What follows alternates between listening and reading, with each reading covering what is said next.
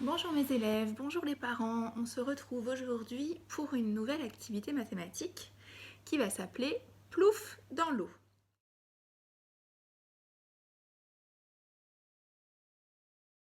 Par cette activité, l'enfant s'entraîne à associer l'écriture chiffrée avec le nom du nombre, c'est-à-dire reconnaître directement le nombre 13 quand il le voit sans avoir à reprendre la bande numérique en entier.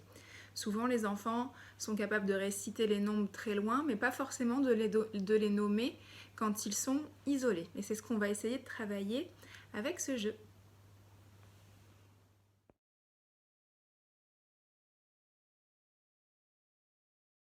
Alors, en termes de matériel, il nous faut du papier blanc. Le mien était un peu fin, je l'ai plié en deux pour faire des bandes un peu plus épaisses. Un papier d'une autre couleur, mais ça c'est vraiment facultatif. Des feutres, il faut absolument un vert et un gris, un noir en option, une paire de ciseaux et une grenouille. Alors, si vous n'avez pas de grenouille, ne vous inquiétez pas, vous prenez n'importe quoi qui peut servir de jeton. Ça peut être un bouchon de bouteille, des choses que vous avez à la maison. Ce sera parfait. Vous allez commencer par couper des petits morceaux de papier blanc, des petits carrés comme ça, ce sera parfait. Il nous en faut 20.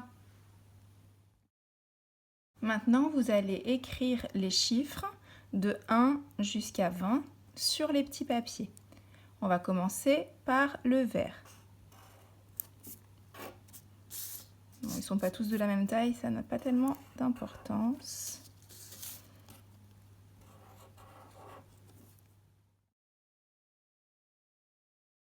Dans le jeu, ces petites cartes, vous représentez des feuilles de nénuphar. Donc pour que ce soit encore plus facile pour l'enfant de se projeter, vous pouvez dessiner, ou leur faire dessiner évidemment, une sorte de feuille de nénuphar comme ça, autour de chaque nombre. Voilà, ce sera encore plus facile de comprendre que ça c'est une feuille. Allez, c'est parti.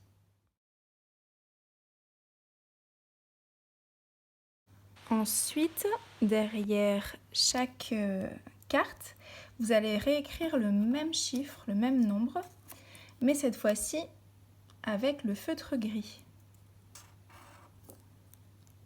Et on fait ça pour toutes les cartes en faisant attention de bien écrire le même nombre derrière chacune d'entre elles. Ensuite, il va nous falloir une ligne de départ et une ligne d'arrivée.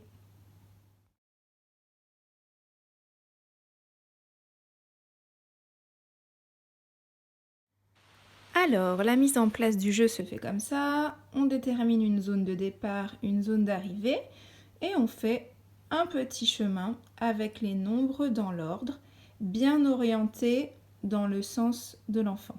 Il ne faut pas que ce soit tourné, sinon ça va être compliqué de le lire. Donc, on a notre petit chemin. Et la consigne dit, la grenouille doit aller du départ à l'arrivée sans tomber dans l'eau. Quand elle saute sur les nombres gris qui sont des pierres, il n'y a pas de problème, elle ne tombe pas dans l'eau. Malheureusement, si elle saute sur une feuille, c'est-à-dire sur les nombres verts, si elle saute sur une feuille, là, plouf, elle tombe dans l'eau et le joueur a perdu.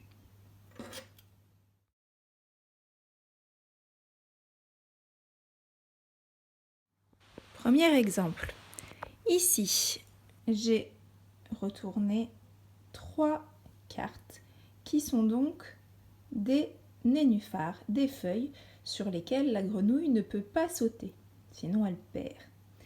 Alors, on va devoir faire le chemin en disant tous les nombres gris, mais en ne disant surtout pas les nombres verts. Il faut qu'on les dise dans la tête. Alors, par exemple, ici, ça nous donne 1, 2, 4, 5, 6, 7, 8, 10, 11, 12, 13, 14, 15, 17, 18, 19, 20. Et là, ma grenouille a gagné.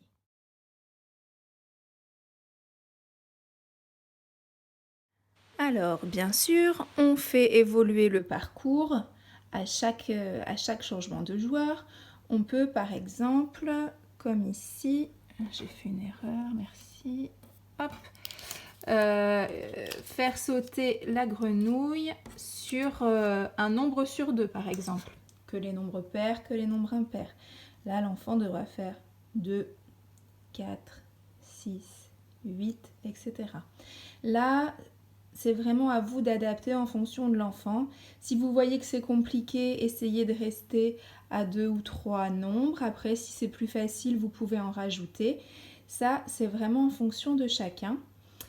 Il faut simplement aussi se dire que si votre enfant est très à l'aise jusqu'à 20, n'hésitez pas à fabriquer d'autres cartes et à allonger le chemin que la grenouille doit parcourir. Et voilà, cette vidéo est terminée.